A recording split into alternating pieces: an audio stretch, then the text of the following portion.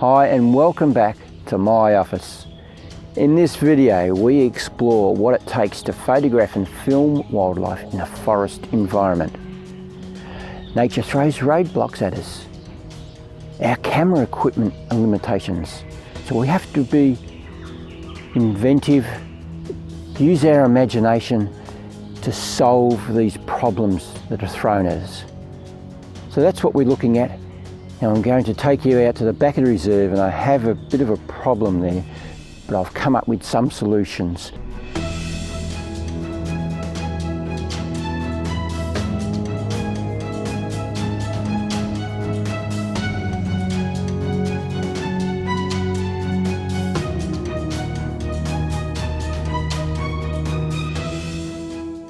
The odds are stacking up against me. Part of it's my own fault, because I haven't charged up batteries. Gone home and haven't thought about it. Mobile phone's running out. Where is it? The Sennheiser lavalier kit that I prefer to use, batteries run out, and I'm going to try my best to achieve my goal with getting a bit of footage of the Agile Antechinus. I'm experimenting with the Osmo action camera, or whether or not I can use it for filming wildlife as a professional tool for my documentary. So I'm at nesting site number 2. This stump here is where I was studying the Agile Antechinus juvenile joeys side of the story. And they've all shifted over here with some of the adult females into another silver wattle tree. There's a hollow 10 metres up in the air, so they've all shifted over there. But it's giving me something good out of something bad of losing them from here. There's a nice bit of bark down the bottom there that's all starting to break away, and it's created all these nice little spots for them to go and have a look for insects to eat. So it's a perfect opportunity for me to experiment with the Osmo. So I shoved it in the bark. I used my headlamp to light everything up, but I found there's a dynamic range problem because I'm looking up at the sky. Too dark underneath, even with the light in it, it was still too dark because the camera was exposing for outside. So I put some bark around the sides, blocked out as much light as I could, worked a treat, got a beautiful clip. Being able to put them in places like that is just, yeah, amazing to be able to do that. Could never do anything like that with the XF400 or any other cameras I've had in the past because they're just too big. My next experiment is just here. I have the Osmo on a trunk of a shrub that's leaning over. Lots of grass and everything around it and ferns. So it's a nice little environment for the Agile to come running up there in safety, or to be able to hunt for food without worrying about birds attacking him. And they use it a lot. And this is where my experience with the Agile Antechinus comes in, knowing and understanding them. I have a window of about an hour and a half before it goes dark. This is the time that they're coming out, anywhere within that time. But this gives me some really big challenges, and it's battery life that's the problem with my mobile phone and with the Osmo itself. So I think what I'll do is, seeing as how it's going to work beautiful for me for wildlife, I'll get a battery pack and I can tape that onto the branch. Then I don't have to worry about battery life at all. I can just keep going and keep coming back here day after day after day until I get what I'm after. I'm running out of light at the minute. It's not looking good for me. So what I'm using to trigger the Osmo off is with my mobile phone. The app on that works fantastic. You see everything, it's really good. And this is where bushcraft comes in handy when you're in the forest. All the time there's a situation happens when you need it. And this that bit of bark, fashioned it so that it's a good phone holder, working beautiful. I've got one coming right now. Low battery, I know that. Just let me do this.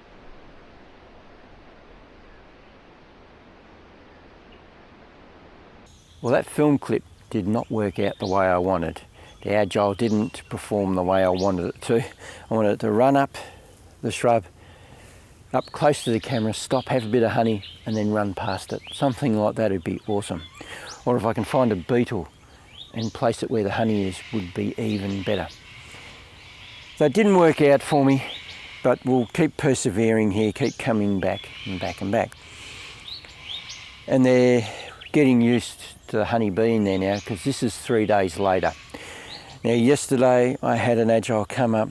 It almost did what I was after, but it came so late in the day, it was no good for the Osmo. It had gone past the lighting conditions that it works in. Where it was out of focus up close, there was artifacts, you could see it. The other problem, which is battery life, I have to leave things running ready for action. The Osmo only lasts for an hour and 15 minutes max. It was right down to 10%, so I thought I'd better stop with it. The mobile phone went for the same amount of time. It just turns itself off when it gets down to 10% battery life left. Without that, it's going to be really hard to film the Agile coming, to solve the problem. I was talking about having a battery bank for the Osmo. Well, you know what? I've had a really good hard talk to myself, and I promised myself a few years ago that I wouldn't just buy stuff at a whim anymore, thinking that I really need it. Ask yourself those tough questions. How much will you use it? If you're not going to use it very much, is it really worth buying then? And I do believe, after talking to myself for a while, no, I don't think I'd get the use out of it. Better off sticking with the batteries that I've bought. They're on their way.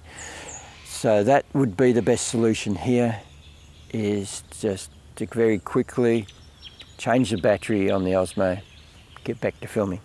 For this, I can use my laptop as a battery charger, keep it powered up so I can keep having things turned on ready for action.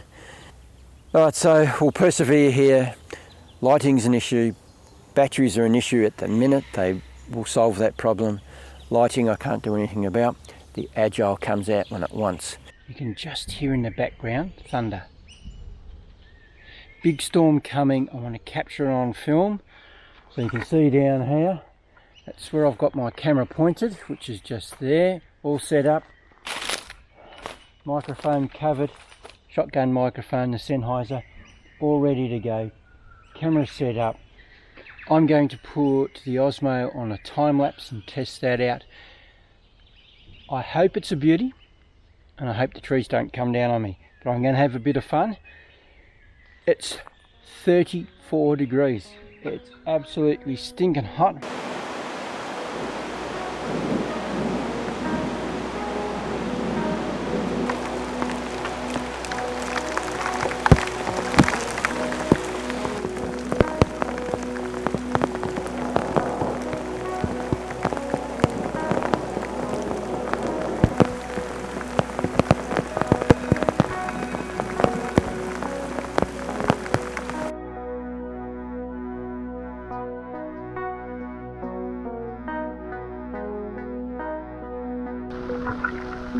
Time for me to go.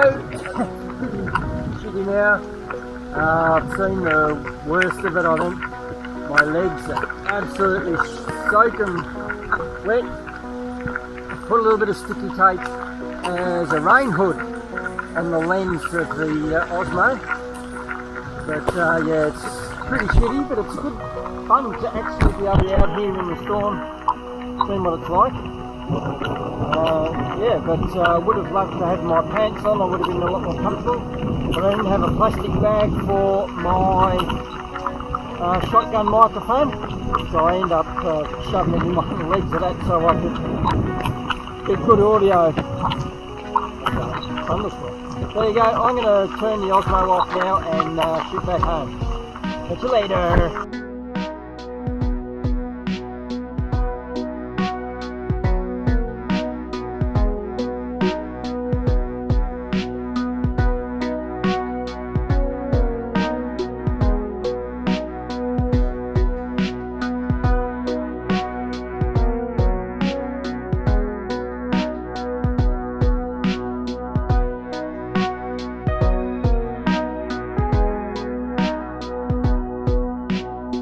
it certainly was a fantastic storm to be in.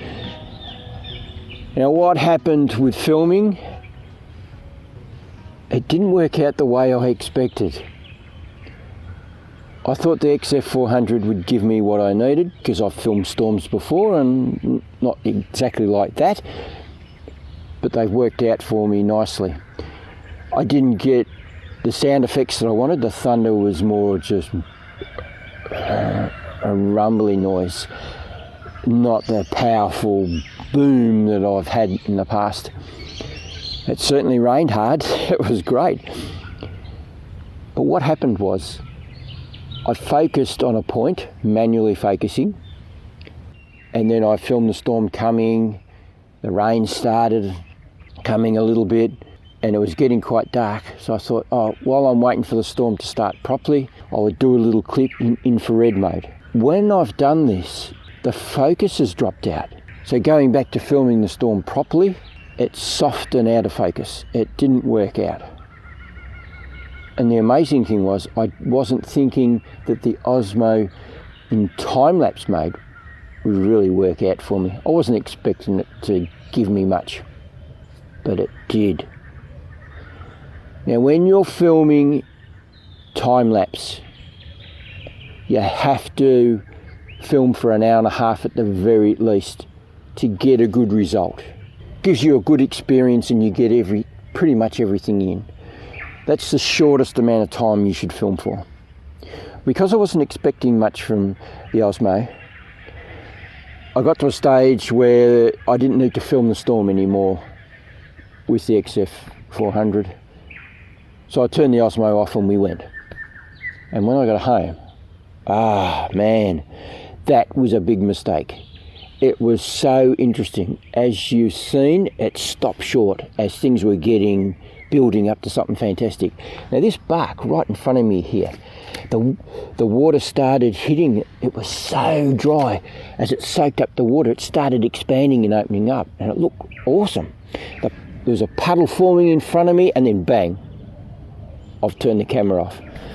So very disappointing, but I learned something. There's another big storm coming in a few days' time, supposedly. Might not work out the same though. But hopefully the bark dries out, I get a similar result and things will work out for me. But there's a lesson learnt. Just in front of me here in the ferns, I don't know whether you can see it, but there's 3 owls. They are beautiful, but the problem that I have is their eyes. Red eye with the flash. I don't have the tools with me at the minute to get the flash on an angle. So unless they're looking straight at me, it's a little awkward to get the flash to stop. I give them red eye, but if they're looking straight at me, I'm getting a reasonable result by keeping the power of everything down. If they look at me from the side, then I'm getting the red eye. There you go. Nice little find. It's rare, really rare, that they're that low to the ground. Normally they're up higher, but today, beautiful. Get some good shots. Get a bit of footage with the video camera as well.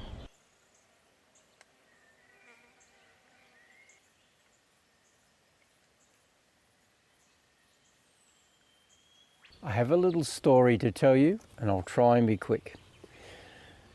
Last week, had 3 days filming the Agile here, which I've already talked about earlier. Went away on the weekend with my wife. We had a great time.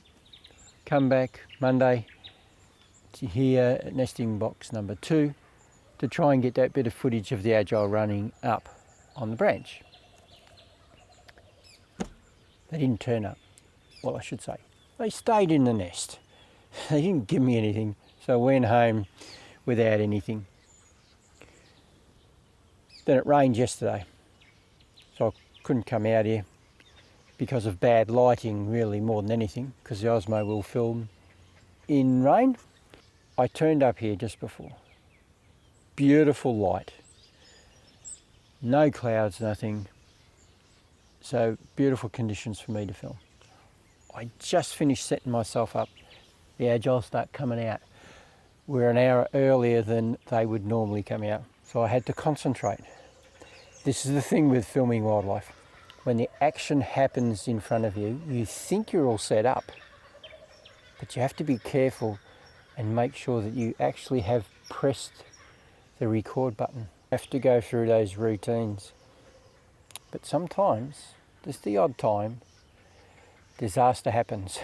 You're thinking you've got this beautiful bit of footage that you haven't seen before and may never get again till your eyes go down to that camera and it's not rolling. So it's a very bad feeling. I managed to have a clear mind today, got everything I needed. The Agile did almost exactly what I wanted. Good enough anyway, in beautiful lighting conditions.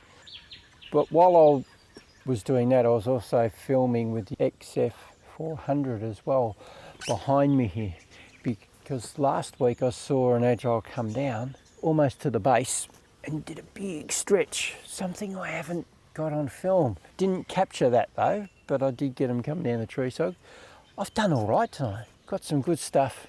Just shows you wildlife. You keep coming back and back and back, you're not getting much, and then bang, all of a sudden you get what you're after. It's an amazing feeling. I used my shotgun microphone last week because I didn't charge any batteries up. Silly me. That's another thing that does happen.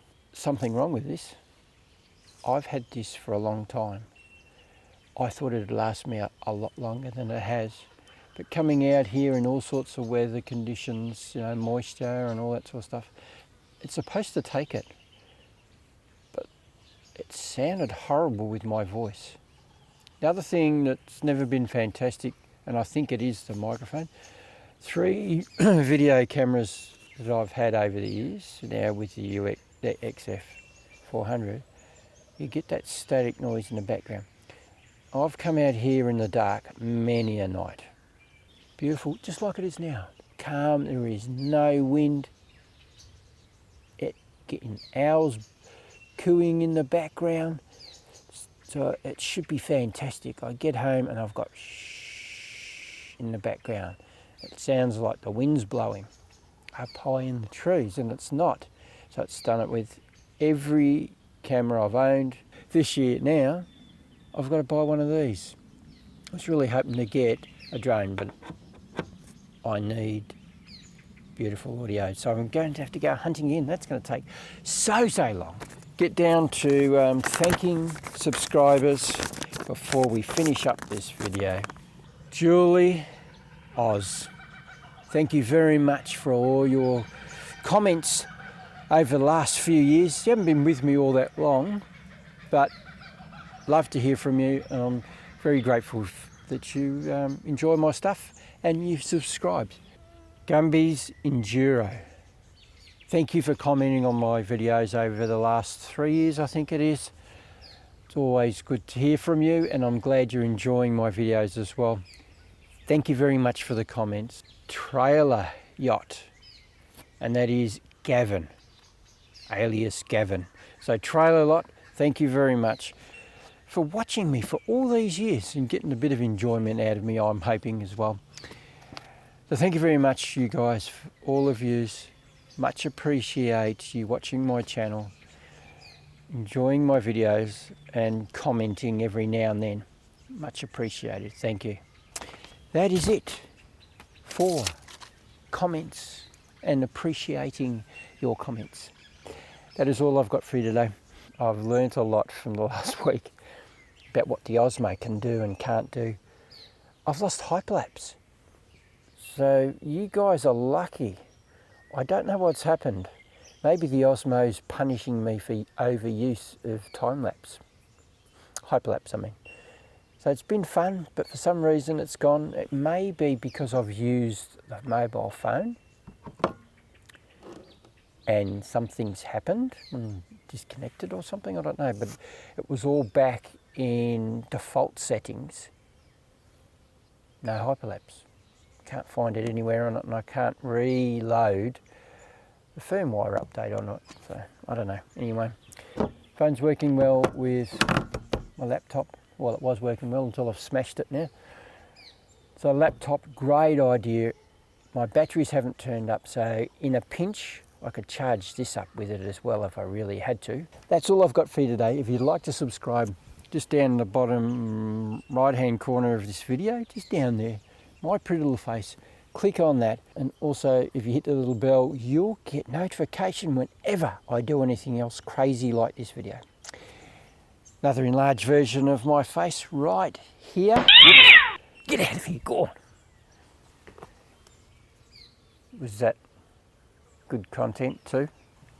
Click on this large version of my face here and it'll take you to my channel. There's over 100 videos to choose from. I talk about camera equipment, do little reviews when I buy camera equipment like the Osmo, you know, all sorts of things.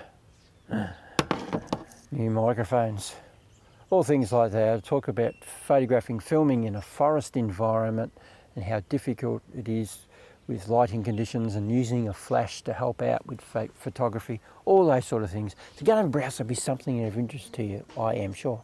Now just remember, if you don't do, you don't get. So get out there and start photographing and filming wildlife, and I'll catch you on the next one. See ya.